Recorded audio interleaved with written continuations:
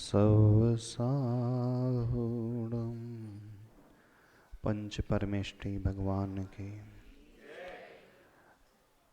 देवादिदेव 1008 श्री महावीर भगवान के संत श्रोमणी आचार्य भगवान गुरुदेव श्री विद्यासागर जी महाराज के पूज्य आचार्य श्री समय सागर जी महाराज के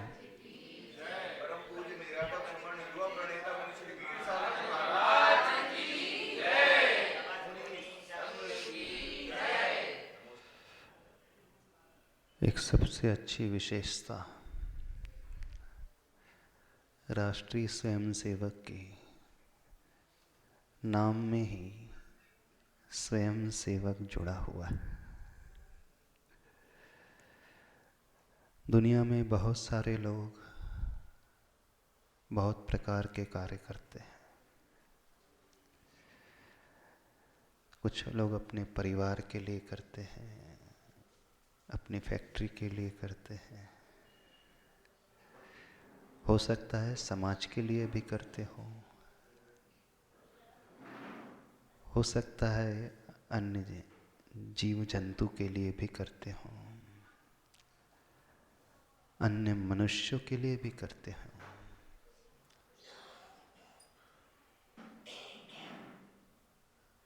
समाज उत्थान के कार्य करना, दूसरों को ऊपर उठाने के लिए जीवन जीना इतना महत्वपूर्ण नहीं होता है, अपितु महत्वपूर्ण होता है किस उद्देश्य को लक्ष्य में रखते हुए हम सामाजिक कार्य कर रहे हैं। कुछ ऐसी संस्थाएं भी हैं जो सामाजिक उत्थान के कार्य करती हैं, पर उनका आंतरिक इंटेंशन जो होता है वह निस्वार्थ और निरपेक्ष नहीं होता है। कहीं अपेक्षा नाम की हो जाती है, कहीं अपेक्षा पैसे की हो जाती है, कहीं अपेक्षा पद प्रतिष्ठा की हो जाती है, कहीं अपेक्षा अपने फॉलोअर बनाने की हो जाती है। लेकिन आरएसएस की एक विशेषता है कि यहाँ अपने लिए कोई आकांक्षा नहीं है, अपने लिए स्वयं के लिए कोई अपेक्षा नहीं है। अपेक्षा तो है, पर वह अपेक्षा है राष्ट्र के लिए, राष्ट्र हित के लिए। कोई फोर्स नहीं, कोई जोर जबरदस्ती नहीं, कोई लोभ लालच नहीं और कोई भय का भाव नहीं। दुनिया में बहुत सारे ऐसे लोग होते हैं जो अपने आप को प्रेजेंट करते हैं कि हम भी अच्छा कार्य कर रहे हैं। बहुत सारे एनजीओज होते हैं जो समाज के सामने अपना नाम लिखते हैं और कार्य भी करते हैं वे, पर उनका इंटेंशन क्लियर नहीं होता। अंतरंग में कोई ऐसा भाव छिपा हुआ होता है और वह सही नहीं होता है। सेवा तब सेवा मानी जाती है जब उस सेवा के बदले में हम किसी मेवा की अपेक्षा न रखें। और निरपेक्ष होकर के कार्य करना दुनिया में सबसे अधिक दुर्लभ होता है। हर एक के बस की बात नहीं होती है। और विशेषकर आज जहाँ भौतिकता की चकाचौंध है, जहाँ दुनिया का हर व्यक्ति भाग रहा है सुविधाओं को पाने के लिए, पैसों को पाने के लिए, स्टेटस नाम को पाने के लिए, पद प्रतिष्ठा को पाने के लिए, इन स्थितियों में, इन परिस्थितियों में कुछ ऐसे भी लोग हैं जो नाम, पद प्रतिष्ठा, मनी, पावर, इससे ऊपर उठते हुए सिर्फ मानव धर्म को और प्राणी मात्र धर्म को प्रमुखता का स्थान देते हैं। जहां तक हम समझते हैं राष्ट्रीय स्वयंसेवक इसी में आता है। क्यों डॉक्टर साहब, हम गलत तो नहीं समझ रहे? हाँ, ये अभी आलोक जी से चर्चा हो रही थी। वो कह रहे थे कि जब गुरु पूर्णिमा आती है तो सभी स्वयंसेवक अपने गुरु के आगे नतमस्तक होते हैं। तो हमने पूछा आपके गुरु कौन है? तो उन्होंने कहा हमारा ध्वज ही हमारा गुरु है। ऐसी है ना मूल रूप से। व्यक्ति विशेष की बात नहीं है, हम यहाँ व्यक्तित्व की बात होती है। जैन धर्म में एक विशेष बात है, वो हम बताना चाहते हैं। जैन धर्म का प्रसिद्ध मंत्र है, दुनिया का बहुत प्रसिद्ध मंत्र है नमोकार मंत्र, जिसका मंगलाचरण हमने किया। नमो अरिहंताणम, नमो सिद्धाणम, नमो आयरियाणम, नमो वज्रायाणम, नमो लोए सव्यसाहूणम। यहाँ लिखा भी है, आप देख सकते हो। इस मंत्र में किसी व्यक्ति विशेष को नमस्कार नहीं किया गया, क्योंकि व्यक्ति आते हैं और चले जाते हैं।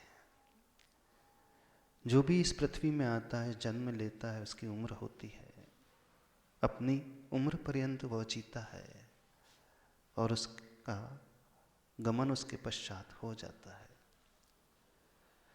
तो व्यक्ति तो मृत्यु लोक में जो आते हैं तो मरणशील स्वभाव वाले होते ही हैं।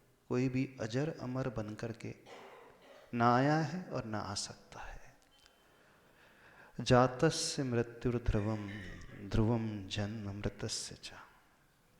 जिसका जन्म हुआ है उसकी मृत्यु निश्चित है, और जिसका मरण हुआ है उसका भी जन्म निश्चित है।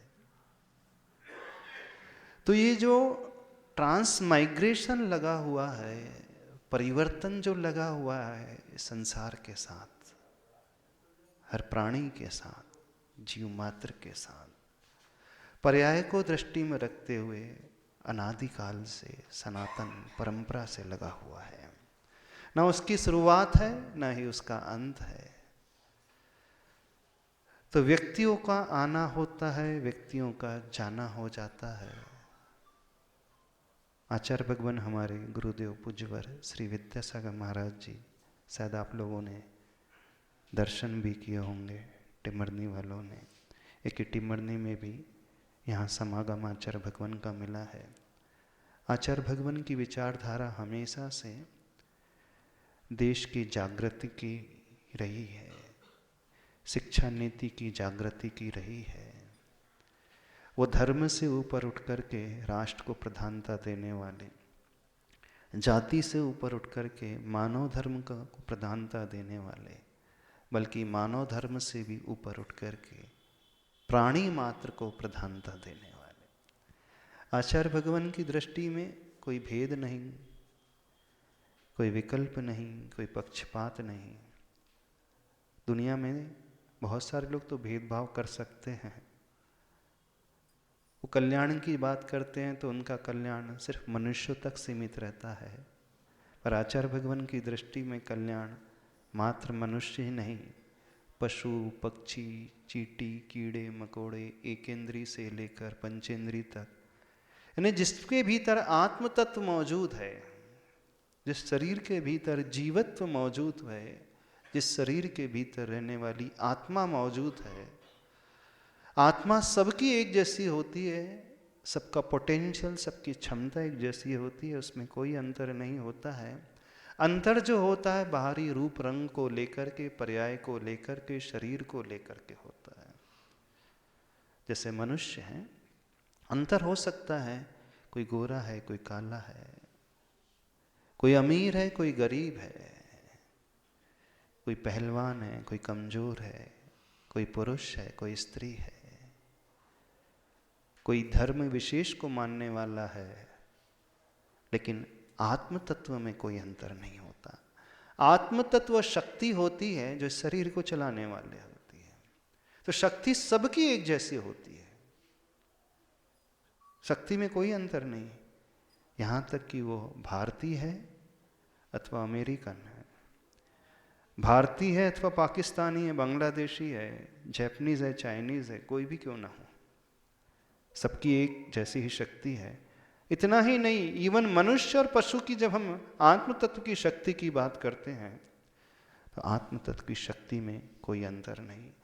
तो आचार्य भगवान की दृष्टि हमेशा उस शक्ति की ओर रही है, उस आत्मा की ओर रही है, उस प्राणी की ओर रही है कि प्राणी मात्र का कल्याण होना चाहिए। हमें पर्याय को लेकर के, धर्म को लेकर के, जाति को लेकर के, देश को लेकर के सीमित नहीं रहना है, इवन मनुष्यों तक ही सीमित नहीं रहना है। उनकी दृष्टि तो हमेशा जीव मात्र के कल्याण की रही है। तो इस भेदभाव से वो पूर्ण रूप से ऊपर उठे हुए थे। तो जब व्यक्ति इतनी गहरी दृष्टि लेकर के आता है तभी उसके भीतर निष्पक्षता और निरपेक्षता का भाव आ सकता है। तो जिस बात को हम कह रहे थे, नमोकार मंत्र में किसी व्यक्ति विशेष को नमस्कार नहीं किया गया है, वहाँ व्यक्तित्व को नमस्कार किया गया है। वहाँ कहा है नमो अरिहंताणम, अर्थात उन अरिहंतों को नमस्कार हो। अरि का अर्थ शत्रु, जिन्होंने अपने अंदर रहने वाले आंतरिक शत्रुओं को नष्ट कर दिया है, अपने मन की बुराइयों को नष्ट कर दिया है, अपने कषाय के भावों को नष्ट कर दिया है, उन्हें नमस्कार हैं। फिर वह ऋषभदेव हो, रामचंद्र हो, हनुमान हो अथवा महावीर हो, कोई भी हो, वहां व्यक्तित्व की बात आती है। और गुण व्यक्तित्व हमेशा के लिए रहते हैं। व्यक्ति आते हैं चले जाते हैं, लेकिन व्यक्तित्व वो धारा अजस्र निरंतर बहती रहती है, वो धारा कभी टूटती नहीं है। व्यक्ति आकर के चले जा सकते हैं, वो टूट सकते हैं, लेकिन जो चिंतन की धारा है, गुणों की धारा है, वो हमेशा प्रवाहित रहती है। तो इसमें कहा गया है नमो अरिहंताणम, यहाँ महावीर को नमस्कार नहीं किया गया, अरिहंत को। वो अरिहंत कोई भी हो सकता है, XYZ, एक छोटा एक बड़ा। नमो सिद्धाणम, वहाँ सिद्ध आत्मा को, शुद्ध आत्मा को नमस्कार किया। नमो आयरियाणम, उन आचार्य को नमस्कार किया है जो शिक्षित और दीक्षित करते हैं और जो स्वयं चलते हैं और दूसरों को चलाते हैं। नमो उवज्जायाणम, जो उपाध्याय को नमस्कार किया है जो अन्य को मार्गदर्शन देते हैं। नमो लोई सव्य सावड़म, उन साधु को जो आत्मा को जीतने की साधना करते हैं, उस रास्ते में कदम बढ़ा देते हैं, जो अपने मन की कटुता को, छल को, कपट के व्यवहार को, क्रोध आदि के व्यवहार को त्याग करके उसे जीतने में लगे हुए हैं। आत्मानम जयतीति साधव, आत्मा को जो जीत लेता है वही साधु है। साधु उसकी पहली सीढ़ी है, उपाध्याय दूसरी, आचार्य तीसरी सीढ़ी है, फिर अरिहंत चौथी सीढ़ी और सिद्ध पांचवी सीढ़ी है। तो इस पहली सीढ़ी से ऊपर चल करके जो अंतिम लक्ष्य पांचवी सीढ़ी के बाद जो पहुंचा जाता है वो शुद्धात्मा। वहां पर कोई व्यक्ति विशेष का नाम नहीं, जो भी वो कार्य करने लगे, जो भी आत्मा के ऊपर विजय का कार्य करने लगे, उन्होंने नमस्कार किया गया। तो वो कह रहे थे कि इस कारण हम किसके आगे नमस्कार करते हैं? इस ध्वज के आगे नमस्कार करते हैं, क्योंकि ध्वज हमेशा बना रहेगा। ध्वज का अर्थ है वो विचारधारा हमेशा बनी रहेगी, वो चिंतन की धारा, वो गुणों को लेकर के चलने वाली धारा हमेशा बने रहेगी। भले ही हेडगेवार जी ने प्रारंभ किया, पर उनकी हृदय की विशालता को मानना पड़ेगा कि उन्होंने अपने आप को मुख्य नहीं रखा। किसे रखा मुख्य? ध्वज को। तो ये कहलाता है निरपेक्षता का भाव, अपेक्षाओं से ऊपर उठने का भाव। और जो अपेक्षाओं से ऊपर उठ सकता है वही सही नेता कहलाता है। क्योंकि नेता की जो नेता होता है, लीडर होता है, उसकी एक क्वालिटी होती है लीड करने वाला, लोगों को दिशा निर्देश देने वाला, लोगों को, जनता को आगे बढ़ाने वाला। लेकिन जनता फॉलो तब करती है जब लीडर निष्पक्ष, निरपेक्ष निकांक्ष गुण को लिए हुए होता है, अर्थात जिसके अपनी कोई एक्सपेक्टेशन नहीं, कोई पद प्रतिष्ठा का लोभ नहीं, कोई मान सम्मान का भाव नहीं, कोई मनी और पावर का लालच का भाव नहीं। तो ऐसा व्यक्ति ही देश के लिए, मानव जाति के लिए और प्राणी मात्र के लिए कोई कार्य कर सकता है। तो जहां हमारे भीतर ये विचारधारा या यूं कहें इसकी लाइकिंग पैदा हो जाएगी, फिर हम जो भी कार्य करेंगे वो हर कार्य हमारा समाज उत्थान का ही कार्य होगा, क्योंकि वहां समस्त भेदभाव समाप्त हो जाएंगे। उसका हर कार्य दैवी कार्य सिद्ध हो जाता है। उसका कार्य मानवीय कार्य नहीं रहेगा, वो होगा भले ही मानव, लेकिन उसका हर कार्य एक दैवी कार्य हो जाएगा, क्योंकि वह अपने लिए नहीं चाहता है, वह सबके लिए चाहने वाला होता है। और जो सबको चाहता है सही रूप में, वही व्यक्ति परम पिता परमात्मा को चाहने वाला होता है, क्योंकि जो परमात्मा होते हैं उनके मन में, उनके हृदय में हर एक प्राणी बिल्कुल एक जैसा होता है। एक विशेषता, यहाँ कोई लीडर नहीं, यहाँ कोई फॉलोअर नहीं, सिर्फ विचारधारा को आत्मसात करने वाली बात है। तो आप लोग कर ही रहे होगा समाज उत्थान का कार्य कि सामाजिक समरसता का कार्य। जहाँ सामाजिक समरसता की बात आ जाती है, सम शब्द अपने आप में समता का प्रतीक होता है। सम शब्द अपने आप में जानते हो किसका प्रतीक होता है? एक साधुओं का एक लक्षण होता है, जो समता स्वभाव वाले होते हैं। वो हर हाल में, हर परिस्थिति में समता रखते हैं, और सम से ही सामंजस्य शब्द बनता है। जैसे साधु होते हैं, क्या सर्दी क्या गर्मी, क्या अच्छा क्या बुरा, क्या सुख क्या दुख, क्या कांच क्या कंचन, क्या जीवन क्या मरण, क्या आरती क्या तलवार, क्या जन्म क्या मृत्यु, क्या सुख क्या दुख, क्या लाभ क्या हानि, हर हाल में समभाव। ना इधर डेविएट होना, ना इधर डेविएट होना, ना इधर की ओर झुकना, ना उधर की ओर झुकना। जहां समभाव होता है वहीं पर पूर्ण बैलेंस होता है, और जहां बैलेंस होता है वहीं व्यक्ति स्वस्थ माना जाता है। और जहां थोड़ा सा भी इम्बैलेंस क्रिएट हुआ तो वो अस्वस्थता की निशानी आ जाती है ना। जैसे हमारा शरीर है, वात पित्त और कफ जब जब सम मात्रा में रहते हैं तो हमारा शरीर स्वस्थ रहता है, और तीनों में से भी एक की मात्रा अधिक अथवा दूसरे की मात्रा हीन होने लगती है तो हमारा शरीर अस्वस्थता की ओर आने लगता है। आप गाड़ी चलाते हो, आपका व्हील अलाइनमेंट यदि प्रॉपर ना हो, थोड़ा सा भी 1 mm का भी डिफरेंस आ जाए, आपकी गाड़ी का, कार का अथवा आपकी मोटरसाइकिल का व्हील अलाइनमेंट, जिसे आप बोलते हैं हिंदी में डग हो जाती।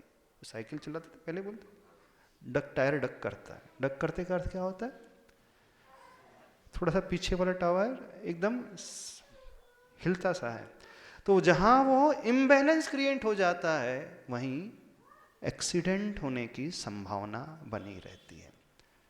तो गाड़ी के साथ भी ऐसे ही है, शरीर के साथ भी ऐसे ही है, और हमारे मन और आत्मा के साथ भी बिल्कुल ऐसा ही है।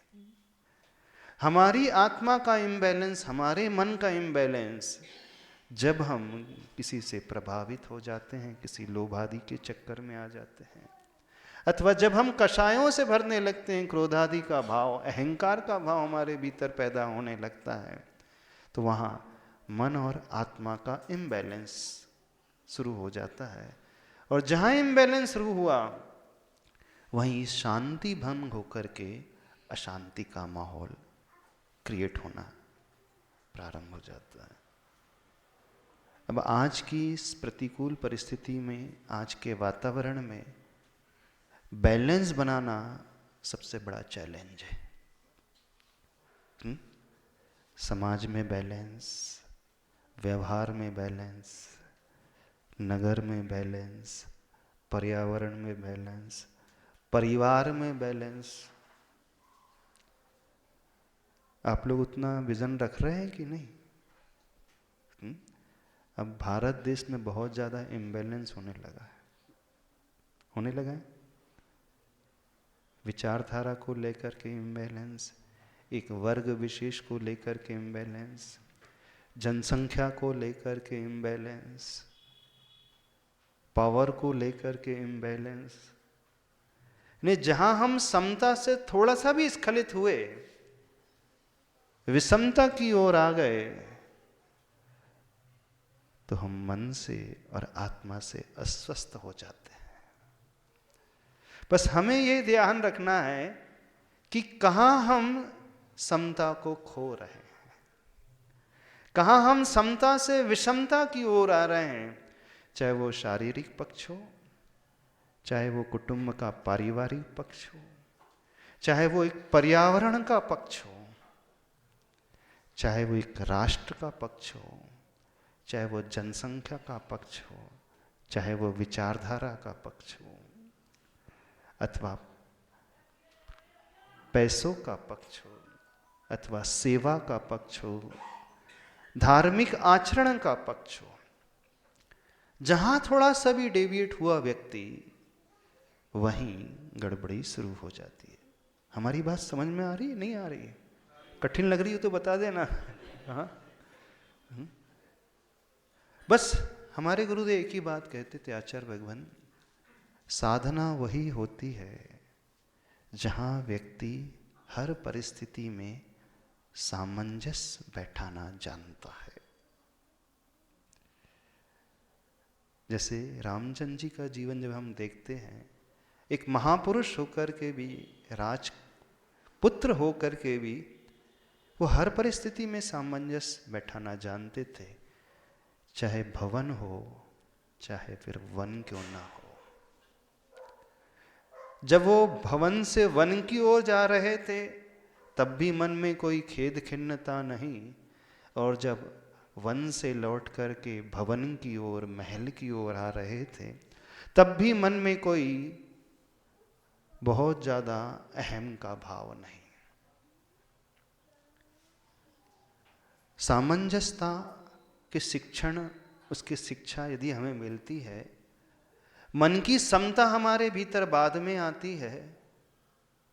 पहले हम शारीरिक विषमताओं को जब जीतना सीख लेते हैं, अर्थ जब व्यक्ति जितना कष्ट सहिष्णु बनता है, तभी वह मन को भी जीतने वाला होता है। कष्ट सहिष्णु का अर्थ है हम प्रकृति के अनुरूप जीना सीखें। ठंडी है तो ठंडी सहन करना सीखें, और गर्मी है तो गर्मी सहन करना सीखें। जब हमारा शरीर इस प्रकार का हैबिचुअल होने लगता है, तो मन भी उस साधना को एक्सेप्ट करने लगता है, और मन का स्वभाव से आना शुरू हो गया। फिर जिन बातों को लेकर के आप सोचते हैं कि हमें पर्यावरण में कैसे संतुलन बनाना है, समाज में कैसे संतुलन बनाना है, परिवार में कैसे समरसता एकत्रित करना है, अथवा आपस के स्वभाव में कैसे बैलेंस बनाना है, ये तो सब बाय प्रोडक्ट्स हैं। समझना, ये सब इफेक्ट अपने आप पैदा होते चले जाएंगे। बस हमें रूट कॉज एनालिसिस करना सीखना चाहिए। मूल क्या है इसका? मूल जो है, उसकी जड़ जो है, अपने स्वभाव को उस ओर लेकर के आए। जिस व्यक्ति ने अपने मन की धारा को इस ओर लाना शुरू कर दिया, फिर वो जिस क्षेत्र में जाएगा, अपने आप बैलेंस बनता ही नहीं चलेगा, बनाता भी चला जाएगा, और उसे रादर बनाने की भी आवश्यकता नहीं पड़ेगी। उस महापुरुष को देख करके, उस व्यक्ति के व्यक्तित्व को देख करके सराउंडिंग में रहने वाले लोग अपने आप वैसे ही ढलने लगते हैं। जो लीडर होता है, नेता होता है, उसका जैसा स्वभाव है, जैसा आचरण होता है ना, उसके सबऑर्डिनेट्स, उसके हाथ के नीचे रहने वाले लोग उसको अपना रोल मॉडल स्वीकार करके अपने आप ही वैसा आचरण करने लगते हैं। तो आचार्य भगवान एक बात और कहते थे, यदि हम दूसरों को शासित करना चाहते हैं, दूसरों पर शासन करना चाहते हैं, तो उसकी शुरुआत आत्मानुशासन से होती है। स्वयं के ऊपर अनुशासन लाने से होती है। जो स्वयं को अनुशासित नहीं रख सकता, वह कभी किसी दूसरे को अनुशासित नहीं रख पाएगा। और जो स्वयं आत्मानुशासन करने लगता है, फिर जनता उसे अपने नेता के रूप में, लीडर के रूप में स्वतः ही एक्सेप्ट कर लेती है। उसे कहना नहीं पड़ता है कि आप मुझे नेता के रूप में स्वीकारो, आप मुझे राजा के रूप में मानो, उसे कहना नहीं पड़ता है। आप मेरी आज्ञा मानो, इसे कहना नहीं पड़ता है। उसके आचरण को देख करके, उसकी विचारधारा को समझ करके दुनिया स्वतः ही उनके मार्ग का अनुसरण करने लगती है, उन रास्तों पर चलने लगती है।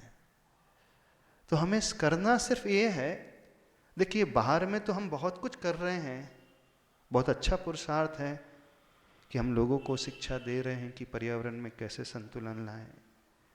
हम लोगों को समझाने की कोशिश कर रहे हैं कि एक परिवार में कैसे आज जो विखंडनता आते चले जा रही है, परिवार टूटते चले जा रहे हैं, ये हम पुरुषार्थ कर रहे हैं। लेकिन उससे ज़्यादा इफेक्टिव कार्य ये होगा कि हम उनके मन को इस ओर लाना शुरू कर दें, तो बाकी के सराउंडिंग अपने आप ही ठीक होते चले जाएगी। क्योंकि आज के भौतिक प्रधान युग में जहाँ व्यक्ति करोड़ों रुपए साल का कमा रहा है, इतना उसका पैकेज होता है, मेट्रो सिटी में जाकर के बसने लगता है। अब उसके पेरेंट्स, के माता पिता गांव में जन्मे, यानी गांव के हैं। अब उसका जीवन स्तर अलग हो जाता है, माता पिता का जीवन स्तर अलग है, उसके रहने का स्थान अलग है, क्योंकि वो जहाँ जॉब कर रहा है सर्विस उसे टेक्नोलॉजी के अनुसार बड़े शहरों में मेट्रोस में मिलेगी। वो गांव लौट करके आएगा नहीं, और आएगा भी तो उसके मन में विचार था मैं करूंगा क्या गांव आ करके। तो हम उससे ये नहीं कह सकते कि सब कुछ छोड़ छाड़ करके यहाँ पर आ जाओ। बस हम उससे ये कह सकते हैं कि अपनी विचारधारा, अपनी थॉट प्रोसेस को ऐसा बनाओ कि भले ही आप बाहर भी रहो, कहीं दूर भी रहो, लेकिन जड़ों से हमेशा जुड़े रहो। जहां विचारधारा में जड़ों से जुड़ने की बात आ जाएगी, फिर हम जो करना चाहते हैं वो हमारे लिए स्वतः ही करने लगेगा। हम उस जड़ में लगे हुए कीड़े को हटाने की कोशिश करें। जिस वृक्ष की जड़ में कीड़े लग जाते हैं, बाहर से कितना भी पानी दिया जाए, खाद दी जाए, कितनी भी केयर किया जाए, कितने भी सूखी पत्तियों को, डगाल को तोड़ करके अलग करा जाए, वो कभी नहीं फलेगा। इसलिए नहीं फलेगा क्योंकि जो भी बाहर से दिया जा रहा है, वो जड़ में लगे हुए कीड़े सारा का सारा खाते चले जा रहे हैं। तो पहला उपाय ये होना चाहिए, हम उससे देखें कि जड़ में कीड़े लगे कहाँ हैं, बीमारी है कहाँ। उन कीड़ों को हटाने की कोशिश पहले से होना चाहिए। और वो कीड़े विचारधारा के कीड़े हैं, हमारे मन के कीड़े हैं, हमारे प्रतिष्ठा की, ख्याति के पाने के कीड़े हैं, नाम के पीछे भागने के कीड़े हैं, पैसों की बहुत ज़्यादा ललक है, या यूं कहें जहां व्यक्ति सिर्फ इंद्रिय सुख के लिए जीना सीख लेता है, वह फिर अपने संस्कारों की भी चिंता नहीं करता है, अपने माता पिता की भी चिंता नहीं करता है, वो अपने राष्ट्र की भी चिंता नहीं करता है, अपने पर्यावरण की भी चिंता नहीं करता है। उससे तो सिर्फ और सिर्फ अपने शरीर और अपने शारीरिक सुख की चिंता रहती है, क्योंकि उसने सिर्फ बाहर में ही सुख देखने की कोशिश की है।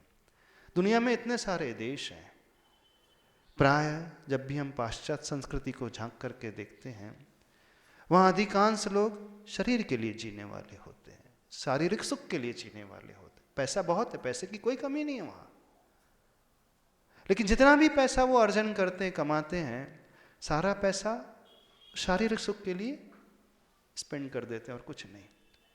तो जब जब व्यक्ति शरीर को लेकर के जिएगा,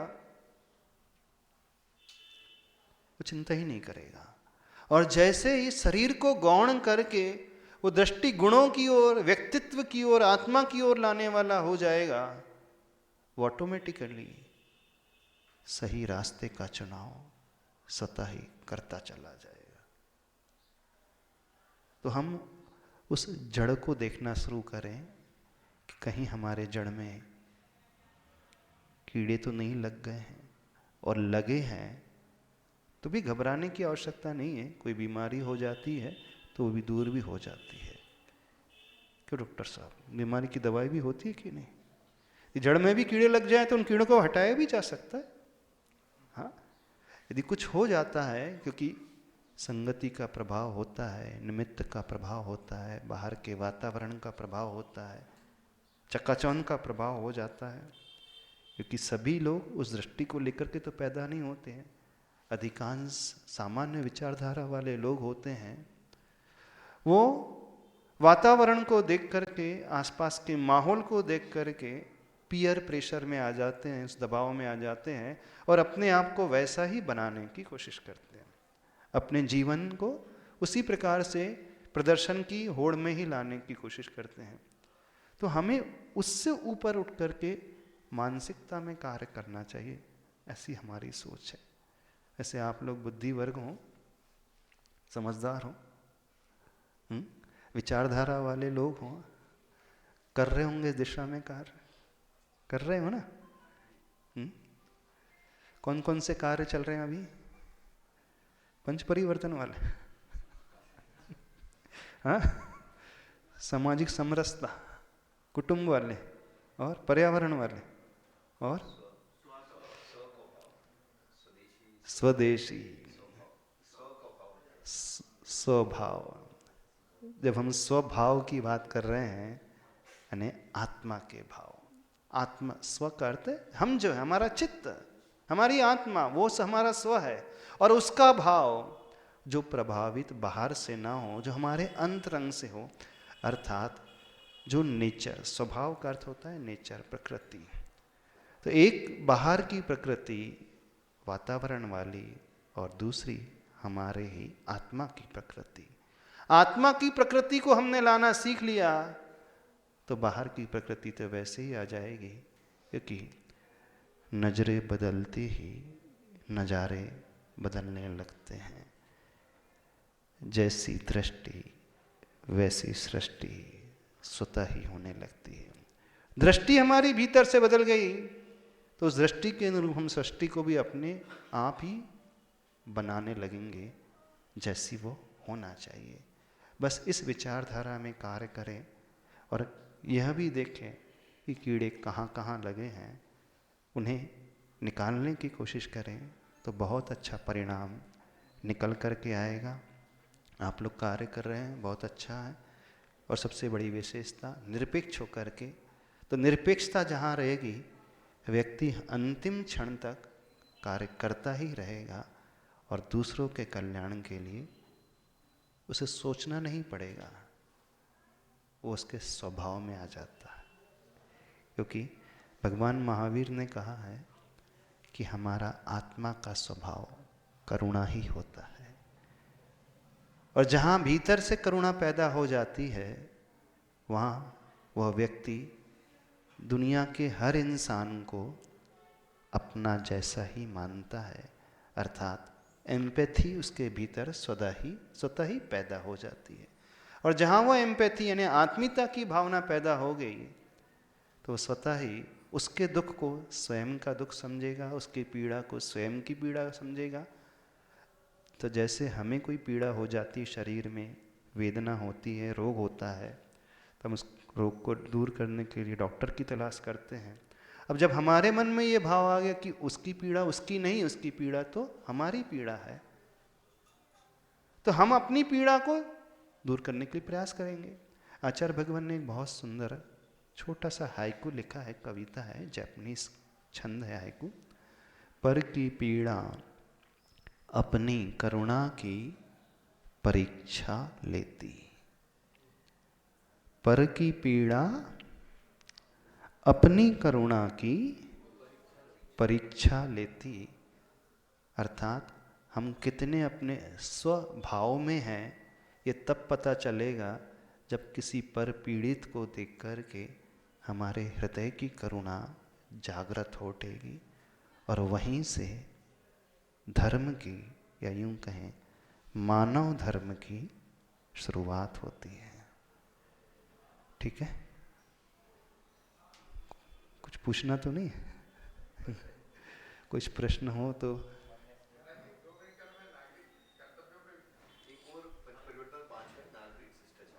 नागरिक शिष्टाचार, नागरिक का कर्तव्य। थोड़ा सा आध्यात्मिक पक्ष से यदि हम बात रखते तो बहुत अच्छे से बात में समझ में आ जाएगी। इसी बात को आचार्य भगवान हमेशा कहते थे, जब हम कर्तापन की दृष्टि को त्याग देंगे अपने आप कर्तव्य की दृष्टि पैदा हो जाएगी। कर्तव्य की दृष्टि से विमुख वो होता है जो कर्तापन की दृष्टि को लाता है। कर्तापन समझते हो? आई एम द डूअर, मैं कर रहा हूं, मैं यदि ना करूं तो कुछ नहीं हो सकता, मैं परिवार को संभालने वाला हूं, मैं कमाता हूं तो परिवार चलता है। भूल में हो, वो बच्चा अपना पुण्य स्वयं लेकर के आता है, आप क्या उससे पालोगे? हाँ, वो अपना पुण्य स्वयं लेकर के पैदा हुआ है, उसके पुण्य से आप बड़े हो। जैसे घर में है, परिवार में, तो घर के मुखिया को अहम आ जाए, कर्तापन का अर्थ अहम का भाव, उसे अहम आ जाए कि देखो मैं इतनी कमाई करता हूँ, मैं दुकान जाता हूँ तो मेरा घर चलता है। इस भ्रम में नहीं रहना। इस सामूहिक पुण्य का उदय होता है। भले ही एक परिवार में रह रहे हैं, कमाने वाला मुखिया एक ही है, लेकिन सामूहिक पुण्य होता है, तब कहीं जाकर के कार्य का संपादन होता है। तो जीवन में यदि हम कर्तापन के भाव को त्याग दें, अहम के भाव को त्याग दें, तो व्यक्ति स्वयं कर्तव्य का पालन करने वाला हो जाएगा, उसे समझाना भी नहीं पड़ेगा। तो जो नागरिक का शिष्टाचार है अथवा नागरिक का कर्तव्य है, वो क्या होना चाहिए? वो बैग देखे, चूंकि मैं माना हूं तो मेरा कर्तव्य है एक दूसरे के लिए जीना, मेरा कर्तव्य है कि सारे अड़ोस पड़ोस के वातावरण को स्वच्छ रखना, मात्र घर को ही स्वच्छ नहीं रखना, जिस गली पर मैं चल रहा हूँ उसे भी स्वच्छ रखना। एक जैन धर्म की सबसे बड़ी विशेषता हम बताते हैं, उसमें एक वर्ड आता है अनर्थ दंड त्याग, क्योंकि सबसे ज्यादा पाप हम कमाते हैं अनर्थ दंड। अनर्थ दंड क्या होता है?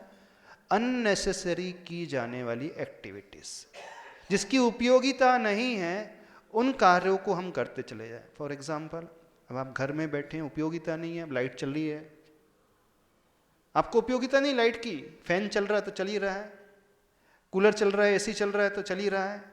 तो जहां उपयोगिता नहीं होती है फिर भी व्यक्ति वो कार्य कर रहा है, खर्च कर रहा है, लाइट का उपयोग कर रहा है, पानी बहा रहा है, नल बहा रहा है, पैसे बहा रहा है, इलेक्ट्रिसिटी वेस्ट कर रहा है। तो जो व्यक्ति अनर्थ दंड को अपने जीवन में समझ ले कि मेरे जीवन में अनर्थ दंड क्या है, अननेसेसरी, जिससे बोलते हैं ना बेफुजील के कार्य। अब आप बैठे हैं, कुछ लोगों को आदत है बैठे तो चटाई को ऐसे ऐसे करते रहेंगे, चटाई के वो तने को निकालते रहेंगे। कुछ लोग जमीन में पार्क में बैठे हैं तो पत्तियां ही तोड़ते रहेंगे, घास को उखाड़ते रहेंगे। अब आपका क्या प्रयोजन था घास उखाड़ने का? कोई प्रयोजन नहीं था, पर बैठे हैं तो घास उखाड़ करके फेंक रहे हैं। नदी किनारे बैठे हैं तो पत्थर ही फेंके जा रहे हैं। अब गाय चल, कोई जीव चल रहा है, बिल्ली है, कोई भी डॉग चल, श्वान चल रहा है तो उसे उठाकर पत्थर से मार दिया, उसने क्या बिगाड़ा था आपका? तो जिसके माइंड में ये अनर्थ दंड की वृत्ति समाहित हो जाती है, वो इस प्रकार से अपने कर्तव्य को भूल जाएगा। तो जैन धर्म में कहता है सबसे ज्यादा संसारी व्यक्ति यदि पाप कमाता है तो अननेसेसरी एक्टिविटीज से, अननेसेसरी शब्दों के प्रयोग से और अननेसेसरी विचारधारा से। इन तीनों में भी सबसे ज्यादा पाप कमाता है तो अननेसेसरी थिंकिंग से। अब उसका रूट कहाँ है? अननेसेसरी थिंकिंग, यानी जिसकी आवश्यकता नहीं उसी का सोचना, उसी के बारे में चिंतन करते रहना। आप स्वयं देखिए, दिन भर में आप जो सोचते हैं कितना प्रयोजनभूत होता है और कितना निष्प्रयोजन होता है। हाँ? आपकी थॉट प्रोसेस कैसी है? कुछ लोग या तो नेगेटिव थिंकिंग करेंगे, कुछ अननेसेसरी थिंकिंग करेंगे, ये करते हैं, और कुछ ओवर थिंकिंग करते हैं। अब आप ओवर थिंकिंग किए जा रहे हैं, नेगेटिव थिंकिंग, अननेसेसरी थिंकिंग किए जा रहे हो, कई लोगों को बहुत डर लगता है कहीं ऐसा ना हो जाए मेरे साथ, वैसा ना हो जाए, और जितना हम सोचते हैं 80% उसमें से कुछ भी नहीं होता। कहने का अर्थ है जो व्यक्ति वर्तमान में जीने का आदी हो जाता है तो वो अननेसेसरी और ओवर थिंकिंग से भी बच जाता है। जब इस अननेसेसरी ओवर थिंकिंग से हम बचने लगेंगे तो फिजूल के कार्य भी हम अपने आप बंद कर लेंगे। अब स्वयं अपना एनालिसिस करना, इसमें कैसे सुधार आ सकता है? तो इसमें इंट्रोस्पेक्शन से, यानी आत्मविश्लेषण से ही सुधार आ सकता है। अपना आत्मविश्लेषण करने की कोशिश करें कि सवेरे से लेकर रात तक हम क्या क्या व्यर्थ सोचते हैं, सवेरे से लेकर रात तक हम कितने बार व्यर्थ बोल देते हैं जिसकी कोई आवश्यकता नहीं, ऐसे कटु शब्दों का प्रयोग कर देते हैं। सवेरे से लेकर रात तक कितने ऐसे हम व्यर्थ के कार्य कर देते हैं जिसकी कोई उपयोगिता नहीं होती। तो मन से भी हम अनर्थ का कार्य करते हैं, वचन से भी करते हैं और काय से भी करते हैं। तो इससे हम सोचने लगे, अपना ही आत्म मंथन, आत्म विश्लेषण करने लगे, तो हम पकड़ लेंगे कि 80% हमारी एक्टिविटी मन वचन काय की ऐसी होती जिसकी कोई आवश्यकता नहीं है, और उसको हमने सीमित करना सीख लिया तो बहुत कुछ बच जाएंगे। तो हर नागरिक यदि ये नीति अपना ले आत्म विश्लेषण की तो अपने आप बहुत ज़्यादा इम्प्रूवमेंट हो जाएगा। एक नारा लगाते हैं ना, हम सुधरेंगे जग सुधरेगा, बोलते हैं ना। हर व्यक्ति दूसरे को सुधारने में लगा है लेकिन कोई अपनी चिंता नहीं करता। एक बहुत अच्छा दुआ है, रे जग सुधारक जग की चिंता मत कर यार, तेरा मन भी एक जगत है पहले उसे सुधार, है ना। तेरा मन भी एक जगत है पहले उसे सुधार। यदि हमने इसे सुधार लिया तो जग अर्थात जो उसका आउटकम है अपने आप सुधरा हुआ ही नजर आएगा। ठीक है, और कोई प्रश्न तो नहीं है? तो बस इस बात को ध्यान रखना, हमें कर्तापन के भाव से ऊपर उठना है, अनर्थ दंड से ऊपर उठना है, और निरपेक्ष और निकांक्षित होकर के समर्पण का भाव लाते हुए कार्य करते चले जाएंगे तो हमारा हर कार्य मानव सेवा का, प्राणी मात्र का सेवा का कार्य सिद्ध हो जाएगा। मानव होते हुए वह दैवी कार्य सिद्ध हो जाएगा। हाँ ठीक है, बोलिए आचार्य परमेष्टि गुरुदेव श्री विद्यासागर जी महाराज की जय। परम पूज्य